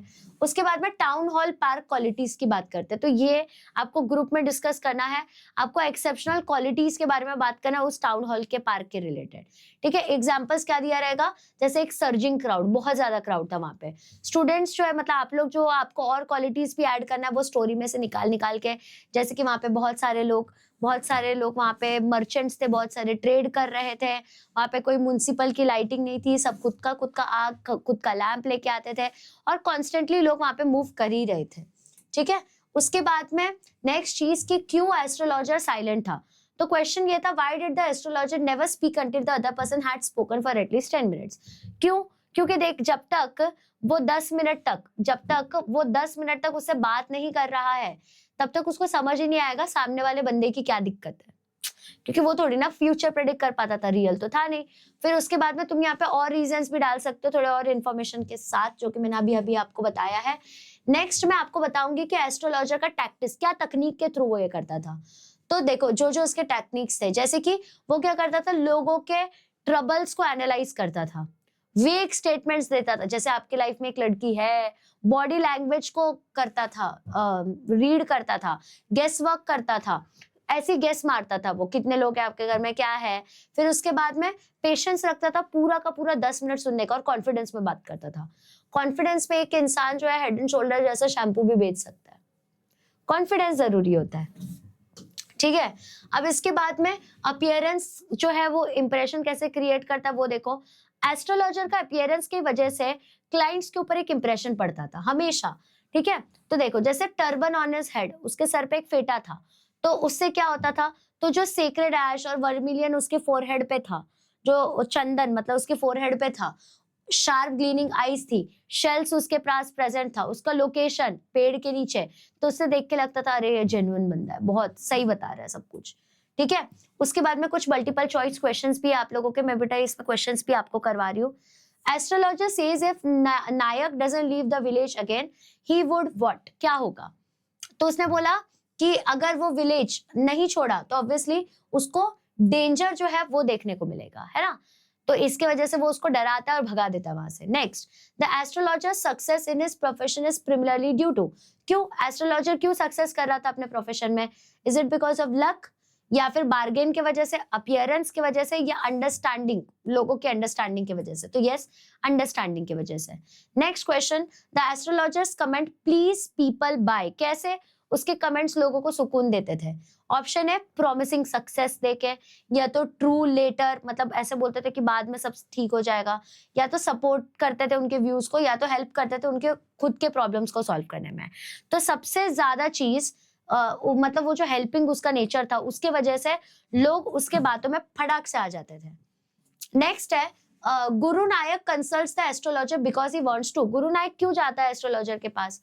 पहली चीज, he was trying to understand the past, या तो उसको फाइंड आउट करना था कि एस्ट्रोलॉजर कौन है, या उसको पैसे बनाने थे एक बेट के थ्रू, या तो उसको आंसर चाहिए था अपने स्पेसिफिक क्वेश्चन के लिए।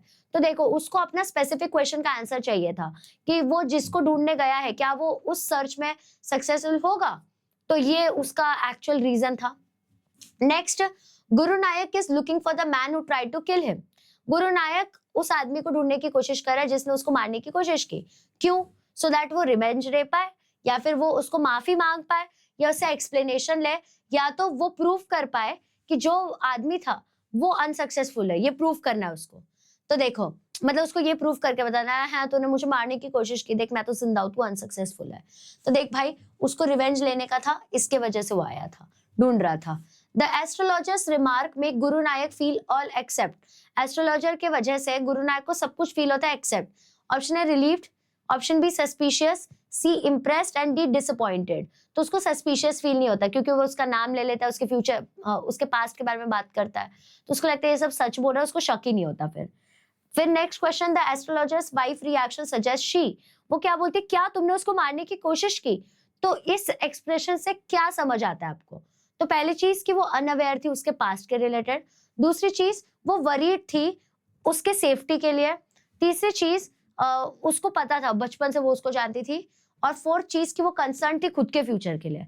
तो उसका रिएक्शन ये शो करता था कि उसको पता ही नहीं था कि उसका पास्ट कैसा है। ओके अब नेक्स्ट चीज ट्रू और फॉल्स आपको पता करने का था। यहाँ पे क्या बोला गया है, the astrologer correctly predicted the client's past, ठीक है, stabbed, thrown in well and left for dead. तो यस उसने करेक्टली प्रेडिक्ट कर दिया था। नेक्स्ट चीज, astrologers felt relieved of guilt on learning the man is life, yes definitely उसको अच्छा लगा, उसको सुकून मिला कि अब तक उसको जो लग रहा था कि वो मर्डरर है, he is not actually the murderer. Next था, astrologer try to back out of the deal and talked about client's past, ठीक है। अब एस्ट्रोलॉजर ने डील पीछे करने की कोशिश की थी, यस डेफिनेटली ये भी ट्रू है। Astrologer rescued himself from Guru Nayaks revenge, yes definitely वो उसको गुमराह करके खुद को बचा लेता है उसके बदले से, है ना। अब मॉरल क्या था, we must be responsible for our actions and not run from mistakes. Same चीज है, हमको भाई पता होना चाहिए कि हमने क्या क्या किया है, हमें हमारे मिस्टेक से भागना नहीं चाहिए। देखो सिंपल सी बात है। अब कुछ क्रिटिकल थिंकिंग के क्वेश्चंस है। क्या क्वेश्चंस है, the astrologer changed his appearance and persona when he arrived in the city, give the specific answer. उसने क्यों अपीयरेंस चेंज किया? पहली बात कि कोई उसको फाइंड ना कर पाए, ठीक है, कोई उसको आइडेंटिफाई ना कर पाए, ये उसका सबसे पहला रीजन था कि भाई कोई मुझे पहचान ना ले। दूसरी बात, एस्ट्रोलॉजी में मतलब उसको एस्ट्रोलॉजर दिखना भी तो चाहिए, अगर उसको एस्ट्रोलॉजी करनी है तो वो सिग्निफिकेंस क्रिएट करने के लिए भी उसने ये किया था, ठीक है। तो इसके वजह से उसका वैसा अपीयरेंस था। नेक्स्ट क्वेश्चन है, द डार्कनेस और लोड, जो अंदर गिल्ट था उसके, जो एस्ट्रोलॉजर के अंदर था, वो डिसअपियर हो गया। क्यों डिसअपियर हुआ? पहली बात उसको पता चला कि जो आदमी जिसको उसने मारा था वो एक्चुअली जिंदा है, इसके वजह से डिसअपियर हो जाता है। दूसरी चीज, उसने खुद को प्रोटेक्ट भी कर लिया था, उसने खुद को रिवेंज से प्रोटेक्ट भी कर लिया था। तो अब उसको पता है कि गुरु नायक डर के मारे तो इधर आएगा नहीं, क्योंकि उसको 100 साल जीने का है, क्योंकि ऑलरेडी मर चुका था वो। तो फिर इस तरीके से उसको ऐसा सुकून फील होता है। नेक्स्ट बोला गया है, astrologer feels relieved Guru is not dead, ठीक है, उसको बहुत रिलीफ फील होता है। क्यों? पहली बात गिल्ट हट गया, उसके अंदर से गिल्ट हट गया। दूसरी बात उसको ये लगता है कि I was not a murderer, मैं मर्डरर नहीं हूं। उसको फाइनली खुद को इनोसेंट प्रूव हो चुका है तो वो जो एक अंदर डर था कि कोई मुझे आके पकड़ लेगा या कुछ हो जाएगा, वो डर उसके अंदर से हट जाता है।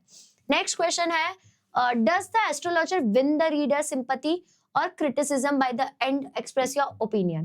देखो एस्ट्रोलॉजर का अब ये कंप्लीटली तुम्हारे ऊपर डिपेंडेंट है। क्या एस्ट्रोलॉजर ने लास्ट में जिसने ये पूरा स्टोरी पढ़ा है उसको उसकी सिंपैथी मिली है या फिर उसको क्रिटिसिज्म मिलेगा? तो देखो मैं उसको क्रिटिसाइज करूंगी। क्यों? क्योंकि वो झूठ बोलता था। दूसरी बात, उसने गुमराह किया। वो चाहता, उसने स्मार्टली किया, डेफिनेटली उसने अपनी जान बचाई, बट अगर वो चाहता तो वो उसको वहां पे अपॉलॉजी दे सकता था। तो I would criticise him, but अगर आप लोगों को सिंपैथाइज करना तो आप ऐसा कह सकते कितना अच्छा इंसान था, बेचारा बंदा, उसने खुद का पूरा गाँव वाव छोड़ दिया, इसलिए छोड़ा सो दैट कोई उसको पकड़ ना पाए। तो आपके ऊपर है, आपको उसको सिंपैथी देनी है या उसके बिहेवियर को क्रिटिसाइज करना है। ओके अब नेक्स्ट है, if you want to eradicate superstitions from society what steps would you suggest? मतलब अगर आपको सोसाइटी से सुपरस्टिशन को हटा देना है तो क्या क्या आपको करना पड़ेगा कि सुपरस्टिशन हट जाए? देखो सबसे इंपॉर्टेंट चीज आपको पता है क्या करना पड़ेगा? सबसे इंपॉर्टेंट, आपको अवेयरनेस क्रिएट करनी पड़ेगी। आपको हर चीज के पीछे की साइंटिफिक रीजनिंग देनी पड़ेगी, तब जाके ही आपका ये सुपरस्टिशन जो है सोसाइटी से वो हट पाएगा। आप इसमें खुद के आंसर्स लिख सकते हो। नेक्स्ट क्वेश्चन था, the astrologer has great listening power, listening helps build good relationship, express your opinion. अब देखो ऑब्वियसली उसका लिसनिंग स्किल्स बहुत, 10 मिनट सुनता था वो पूरा। अब इसके वजह से क्या होता था, वो एक रिलेशन क्रिएट कर लेता था। रिलेशन क्रिएट करने के बाद उसका बिहेवियर ऑब्जर्व करने के बाद वो लोगों का फ्यूचर प्रेडिक्ट करने लगा। इससे उसको बहुत फायदा मिलता था। तो यस, उसका लिसनिंग स्किल्स जो था वो बहुत ही बढ़िया था।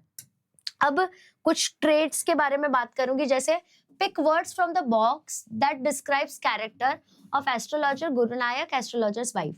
अब देखो यहाँ पे श्रूड, क्लेवर, ये जो है ये सारा एस्ट्रोलॉजर के लिए आ गया, ठीक है। एरोगेंट, डिमांडिंग, एंटागोनिस्टिक, सस्पिशियस, ये सब आ गया आपके एस्ट्रोलॉजर के, सॉरी ये सब गुरु नायक के लिए आ गया, ठीक है। तो बेसिकली आप लोगों को यहाँ पे कैसे करना, देखो जैसे एस्ट्रोलॉजर के लिए श्रूड, मैनिपुलेटिव, केयरिंग आ गया। अब उसके बाद में गुरु नायक और गुरु नायक की वाइफ के लिए आप कौन से वर्ड्स डाल सकते हैं वो आपको करना है। ये आपके लिए होमवर्क है, आप मुझे कमेंट सेक्शन में इसका आंसर बता सकते हैं। अब नेक्स्ट देखना है आप लोगों को कि आपको सफिक्स के थ्रू आपको नाउन्स, मतलब ऐसे वर्ड्स बनाने हैं सो दैट वो नाउन क्रिएट हो पाए। जैसे कि देखो ऑक्शन ईयर, तो उससे क्या बन जाएगा? ऑक्शनर। तो वैसे ही आपको बनाना है एनचैंट, नो, प्रिपेयर, फिर प्रोसीड, उसके बाद में अपीयर, रिमार्क। तो आप लोग क्या लिख सकते हो यहाँ पे? एनचैंटमेंट, ठीक है। उसके बाद में आप लोग लिख सकते हो प्रोसीजर, ठीक है। फिर आप लिख सकते हो अपीयरेंस, ठीक है। फिर उसके बाद में आप लोग लिख सकते हो यहाँ पे जैसे कि शन की बात, प्रिपरेशन। तो ऐसे आप लोगों को वर्ड बनाना सो दैट वो नाउन बन जाए। ओके अब कुछ आयरनी का एग्जांपल दे दूं तो यहाँ पे मैंने आपको आयरनी के बारे में बता दिया। आयरनी मतलब ऐसी चीज होती है जो कि आपके सिचुएशन को, आपके स्टेटमेंट को कॉन्ट्राडिक्ट कर दे, है ना। वह उसको ही हम लोग क्या कहते हैं बेटा? आयरनी कहते हैं। अब कुछ कोड मिक्सिंग टिप चीजें थी, जैसे कि ऐसे वर्ड्स यूज करना है जो कि नेटिव लैंग्वेज में से आ रहा है। जैसे यहाँ पे काउरी शेल दिया हुआ है तो दूसरे इंडियन वर्ड्स उसके अंदर में यूज हुए, जैसे पायोल, अना, पाइस, जुटका, चेरूट। चेरूट पार्शियल ये इंग्लिश भी है ये बेसिकली, सैफरन। तो ये सब थोड़ा सा कोड मिक्सिंग टाइप के वर्ड्स हैं। अब इसके बाद में तुम लोगों को और ऐसे वर्ड्स जो है वो स्टोरी में से ढूंढने हैं। ओके अब फ्रेजेस आप लोगों को बनाने हैं क्राउन वर्ड के थ्रू। तो देखो जैसे कि एग्जांपल दिया हुआ, to crown the effect he wound a saffron colour turban around his head. Crown मतलब क्या हो गया? मतलब वो इफेक्ट को इंक्रीज करने के लिए। तो यहाँ पे ऑप्शन दिए हुए हैं, आपको यहाँ पे एग्जैक्टली क्राउन वर्ड का यूज करना पड़ेगा सो दैट वो प्रॉपर फ्रेज बन पाए। ओके नेक्स्ट में आपको कुछ वर्ड यूसेज दिया गया है, आपको रीराइट करना है वो सेंटेंसेस को। जैसे देखो, the power of his eyes was considerably enhanced. तो तुम लोग ऐसा लिख सकते हो, उसका जो एन्चैंटमेंट था उसके वजह से उसका पावर ऑफ आईज जो था वो एनहांस हो चुका था। मतलब इस वर्ड को यूज करके आपको ये सेंटेंस रीराइट करना है, बट उसका मीनिंग चेंज नहीं होना चाहिए। इसका भी आंसर आप लोग मुझे कमेंट सेक्शन में बताएंगे, ठीक है। अब नेक्स्ट चीज, मतलब और सारे क्वेश्चन है यहाँ पे, मतलब जैसे हियरिंग इट के जगह पे आपको हर्ट डालना है, प्रिपेयर के जगह पे प्रिपरेशन डालना है, बट स्टेटमेंट मतलब मीनिंग चेंज नहीं होना चाहिए। ओके फिर उसके बाद में स्पीच और प्रोवर्ब का एक्टिविटी है, जैसे एक स्पीच प्रिपेयर करना आपको साइंस और सुपरस्टिशन के ऊपर में, फिर प्रोवर्ब रीड करना और अपने व्यूज बताना, जैसे action speaks louder than words, the face is the index of mind, आपका फेस ही बता देता है आप क्या सोच रहे हो, speech is silver but silence is gold, बोलना अच्छी बात है बट चुप जो रहता है वो सबसे ज्यादा स्मार्ट होता है, argument is the worst kind of communication, argument करना सबसे बुरी चीज होती है, attitude are the real figure of speech, attitude ही सबसे इंपॉर्टेंट होता है, कैसा एटीट्यूड है, the wise man has long ears and strong tongue, ऐसे बोलते हैं जो स्मार्ट आदमी होता है, जो वाइज होता है, उसके कान बड़े होते हैं और टंग स्ट्रॉन्ग होता है, मतलब जल्दी जल्दी मुंह नहीं चलाता वो अपना। ओके उसके बाद में आप लोगों को कुछ और रीडिंग रिकमेंडेशन दे दूं, ऐसी टाइप की स्टोरी अगर पढ़नी है तो आप लोग the goalkeepers revenge and other stories पढ़ सकते हो, आर के नारायण के और ह्यूमरस वर्क्स एक्सप्लोर कर सकते हो, जैसे under the banyan tree, the doctors word, lawless road, house and the two goats का गेटमैन्स गिफ्ट एक्टिविटी। ठीक है तो ये सारे बुक्स जो है आप लोग यहाँ पे पढ़ सकते हो। ठीक है इतना क्लियर है आप लोगों को। उसके बाद में चैप्टर का समरी तो मैंने ऑलरेडी दे दिया है, चैप्टर का समरी बेटा मैंने आप लोगों को ऑलरेडी दे दिया है। अब आप लोगों को एक इंपॉर्टेंट चीज बता देती हूँ, थोड़ा सा ध्यान से सुनना है, थोड़ा सा ध्यान से सुनना है, क्या कहना चाहती हूँ मैं उसके ऊपर। अब आप लोग 12th स्टैंडर्ड में हो ना बेटा, तो आपने एक जैकपॉट हिट किया है। You know why? क्योंकि बेटा आप लोगों का ये जो पूरा कोर्स है, पूरा 12th स्टैंडर्ड का कोर्स फ्री में पढ़ा रही हूँ मैं। अब बायो फिजिक्स केमिस्ट्री मैथ्स तो चल ही रहा था, इंग्लिश भी आपको फ्री में पढ़ाया जाएगा अंडर संकल्प बैच। अब संकल्प batch is one of the best batch for 12th standard students और ये एब्सोल्युटली फ्री है। अगर आप इस बैच को फ्री में एनरोल कर लोगे हमारे एप्लीकेशन के ऊपर, तो you will literally enrol for AIO course, that is all in one course. इसके अंदर में आप लोगों का डाउट भी क्लियर होगा, आपको नोट्स भी मिलेंगे, आपको free test, free assignments, DPPs भी मिलेगा and everything is just for free. And also अगर आप लोग सोच रहे हो कि आपको CET या JEE इसी साल क्लियर करना है, तो we have a dedicated batch for all of you, that is Maurya batch. Maurya batch का प्राइस अगर आप देखोगे तो it is just 3000 rupees. I know ये प्राइस आपको कम लग रहा है, बट इसका जो इफेक्ट है वो इफेक्ट बहुत लॉन्ग लास्टिंग होगा, बिकॉज 99 परसेंटाइल हम जरूर दिलवाएंगे आपको। ऑल्सो दीज आर द तत्व बुक्स। तत्व books is one of the best books for you MHT CET। इसके अंदर क्वेश्चंस ही वैसे डाले गए हैं जो क्वेश्चंस आपके एग्जाम में आने के मैक्सिमम और मेजर चांसेस हो। Okay and also we have launched IBSAT for you, that is instant Vedantu scholarship admission test।